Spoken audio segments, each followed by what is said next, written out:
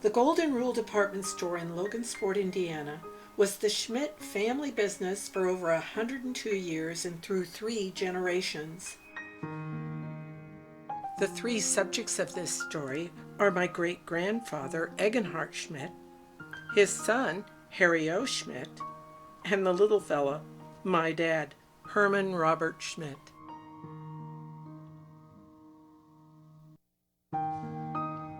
Logansport, Indiana sits in the north-central part of the state at the confluence of the Wabash and Eel rivers, intersected by the Pennsylvania Railroad. It was a boom town in the latter half of the 1800s. Population in 1860 was only 3,000 people. Population in 1880 was 11,000. Hart Schmidt, born in 1856, fled southern Germany in 1871 at age 15 with his brother Herman to avoid being drafted into the prevailing German-European wars. How did they get to Logansport? Arriving at the docks on the East Coast, they purchased a ticket on the Pennsylvania Railroad. They would ride the train into the heartland as far as their money and tickets would take them. Finally reaching a major hub on the line at the time, which was Logansport, Indiana. Once off the train, they sensed the booming environment.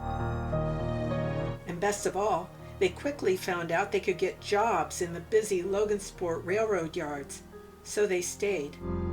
After a year or so, brother Herman left to follow an opportunity in Ohio. Hart worked hard, saved his money, learned English, and became a citizen of the United States. He met and married Susie Hoover in 1880, and they started a family, first a daughter, then a son. In the expanding economy of 1882, Hart opened the first Golden Rule store on 4th Street. It sold lace, ribbons, and materials for dressmaking. Here's my great-grandfather with some of the store's first employees. Schmidt wanted serious expansion. In 1902, he found a business partner for the long haul, Rudolf Klepfer, another German with a strong work ethic and capital to invest.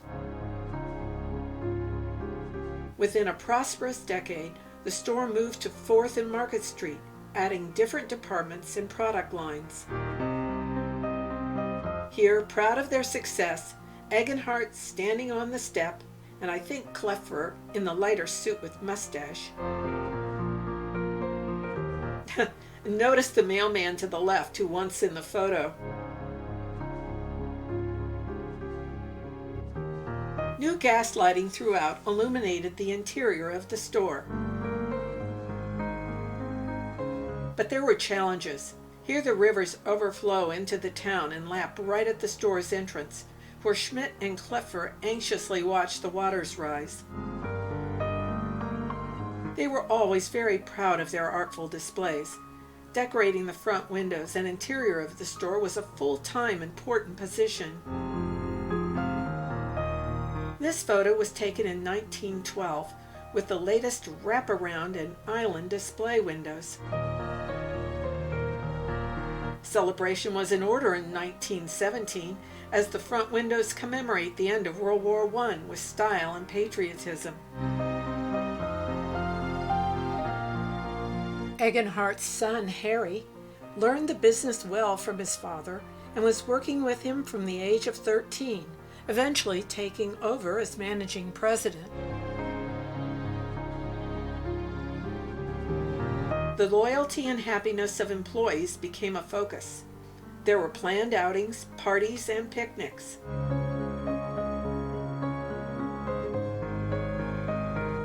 An ad appearing in the 1932 Logansport Ferris Tribune heralded the store's 50th anniversary with big sales. Harry was thriving as a managing president. He was now joined by Rudolf Klepfer's son, Carl.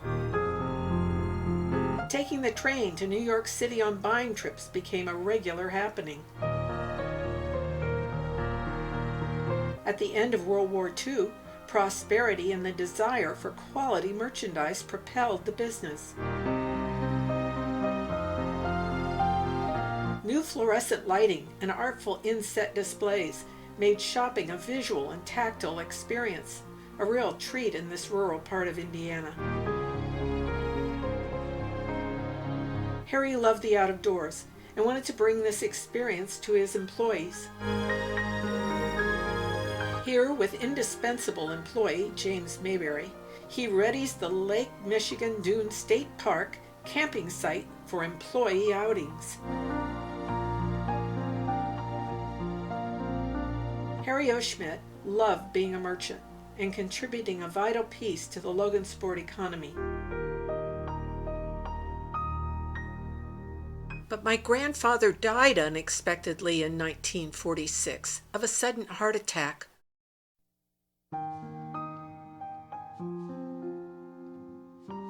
My dad, Herman, always knew that the store was probably in his future. But World War II had just ended, and the service had given him a life-changing role as a fighter pilot instructor, opening up the world of flight and aviation that he dearly loved his whole life. He had married my mother, Louise Cole, from nearby Peru, Indiana, in April of 1944. And I came along a year later. So my dad abandoned his other ambitions, and he and my mom bought a house in Logansport, and Herman began running the Golden Rule. He moved in 1925 to an even bigger 3-story location on Broadway. Throughout the 50s and 60s, Herman continued to modernize and add departments. Primarily a women's wear store, the Golden Rule now had a men's department added in the mid-50s, both for casual and dress. This shot is a Golden Rule ad from my 1960 high school yearbook. But tragedy struck. On a hot July day, maybe around 1960, a fire started in one of the display windows on the front of the building. I remember the call coming in at home and all of us racing downtown. So the fire, which looked terrible, was really confined to just the front of the building and the windows. So Herman replaced the damaged front, and shortly after expanded his selling space into all 3 floors of the adjacent building. He gave the store a spacious feeling and added room for many more departments, around 50 in all at its largest. I worked at the store when I was needed on holidays and big sale events, gaining excellent retail and selling experience. And so did my sisters. But therein lies the problem. There were no sons to take over the store. The question of who was asked continuously by employees who made their livelihoods working at the Golden Rule. Herman was an excellent manager and very good with finances, but the times were against him. In 1968, the Logansport Mall opened on the edge of town. It would become 277,000 square feet of selling space, and it would sound a death knell to downtown retailers. Stores like JCPenney and Sears, who had resided downtown for decades, relocated to the mall.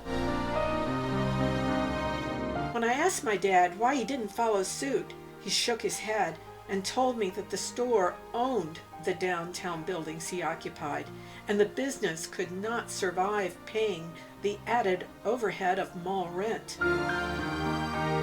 So the Golden Rule limped along during the 70s, experiencing the huge economic downturn as the Midwest lost much of its manufacturing base. Herman knew that closing was inevitable, but he confided in me. As long as the store can cover its expenses, I will keep the doors open. We employ many people who depend on us. But in June 1982, the centennial celebration of the store, my dad was stricken with a sudden illness and died at 59, leaving the store to our mother to handle. Louise "Beezy" Schmidt worked valiantly for 2 years to save the store.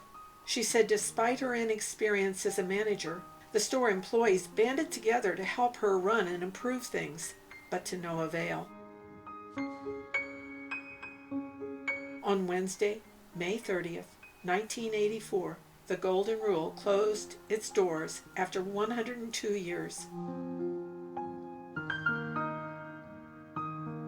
On a beautiful June day in 2013, I followed the hearse bearing my mother's body down Broadway through Logansport's downtown. We passed the large space where the Golden Rule once stood. It was now a landscaped parking lot.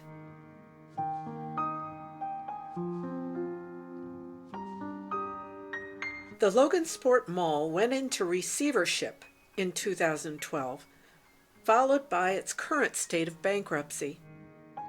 The buildings now sit empty at the east end of town with no buyers in sight and their fate uncertain. The mall's occupants joining thousands of closing retail stores across the country, victims of Walmart and Amazon. The ever-changing Wabash River seems to reflect the truth. To everything there is a season and a time to every purpose under heaven.